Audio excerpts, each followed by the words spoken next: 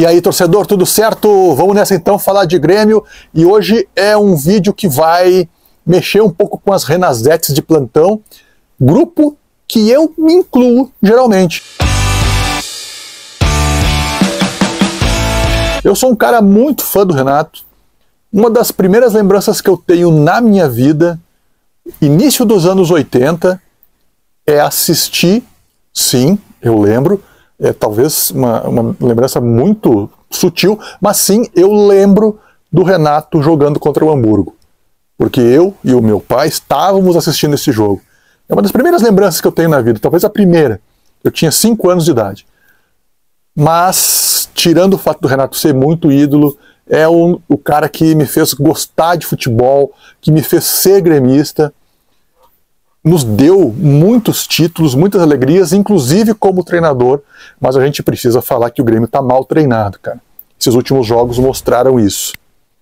Ser treinador de futebol vai muito além de ser um bom gestor de grupo, coisa que ele, a princípio, é, porque por onde ele passa os jogadores gostam dele. Deu para ver nas imagens do Grêmio contra o Flamengo que todos os jogadores, até aqueles mais marrentos, o Gabigol, esses caras, todos foram lá dar um abraço no Renato, dar um abraço na comissão técnica do Renato, porque o cara, ele é querido, ele fala a linguagem do boleiro.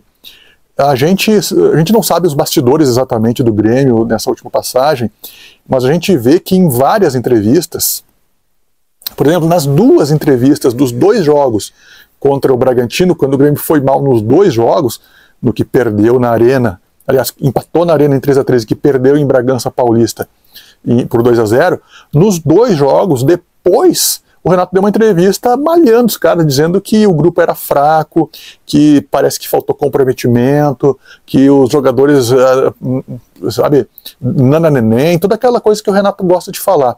Eu não sei se ele combina no vestiário que isso vai ser o discurso externo e ele blinda os caras, mas o fato é que o Renato, ele é um cara que é querido pelo grupo de jogadores. A não ser que alguma coisa não esteja vazando, mas teria vazado, porque a gente sabe que esse tipo de coisa viria à tona. Só que o Renato, taticamente, embora tenha encontrado algumas soluções na escalação, na distribuição de jogadores, coisa que eu também poderia fazer, se me der um videogame, eu escalo 11 jogadores no time. Problema nenhum. Agora, treinar é uma camada acima disso. Eu vou dar um exemplo. O Grêmio, eu gostaria que vocês fizessem um exercício e tentassem lembrar. Puxem pela memória. Qual é a jogada de início de saída de bola do Grêmio que o Grêmio tem? Não tem. A jogada do Grêmio é dar um bago para frente. O Grêmio não tem uma saída, por exemplo, qualificada num tiro de meta. Não tem aquela saída onde tu puxa a marcação para um lado e depois abre para o outro para tentar abrir um espaço. Não tem a vinda de 2... O Grêmio tem jogadores de qualidade no meio de campo. Tem PP, tem Carbajo, tem Vila Sante. Você não vê uma jogada que seja construída ou pensada para que a qualidade desses jogadores seja usada na saída de bola. Os técnicos adversários sabem disso e têm deixado, por exemplo, um Kahneman ou um Rodrigo Eli com espaço para sair jogando, só que eles não têm a qualidade que os jogadores de meio de campo têm e invariavelmente dão um bago para frente para o Soares tentar lá brigar de cabeça com o zagueiro. E isso é treinamento, isso é falta de treinamento. O Grêmio ficou agora, depois da data FIFA, ficou uma semana de folga, enquanto os outros times treinavam. Tudo bem.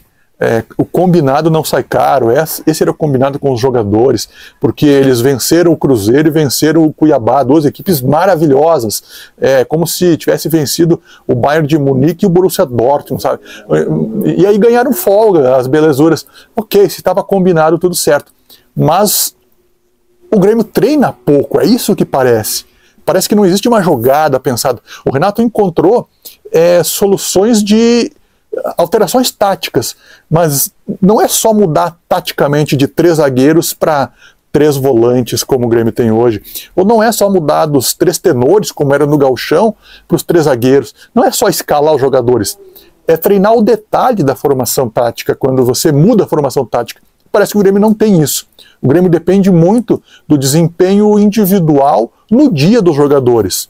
Aí se tu tem um jogador que está meio que, no bom sentido, se escondendo do jogo, sumido, se escondendo não, sumido do jogo, como é o caso de um Cristaldo, que aparece, faz uma jogada e depois fica 20 minutos sem fazer porcaria nenhuma, aí o Grêmio acaba pagando por não ter uma organização tática que compense um eventual desempenho ruim de um ou outro jogador individualmente. Então o Renato precisa ser questionado, precisa ser repensado também. Eu acho que ele deve continuar, só que eu não sei se a direção tem o estofo para chegar no Renato e cobrar que as coisas aconteçam de uma forma um pouco mais fluidas dentro do aspecto tático da equipe. Coincidência ou não, quando o Grêmio tinha Valdir Espinosa trabalhando na comissão técnica, nós sabemos que, infelizmente, isso não é mais possível, né? Mas, enfim, quando o Grêmio tinha alguém do calibre de um Valdir Espinosa, as coisas taticamente funcionavam mais, porque era alguém que o Renato respeitaria mais. Será que falta isso? Alguém, eu vou te citar um outro nome também de uma pessoa que infelizmente já não está mais entre nós, um Mário Sérgio da vida, sabe, alguém que o Renato respeitaria? Talvez isso seja a solução. Não sei se existe alguém com esse perfil, não sei se o Renato se submeteria a isso, mas falta treinamento para o time do Grêmio. Certo, gente? Essa é a minha opinião. Agora eu quero saber a tua. Eu quero saber se tu também concorda que falta treinamento, ajuste tático para o time do Grêmio, e é por isso que a gente sofre tanto fora de casa. Valeu, um grande abraço e te inscreve no canal Atá.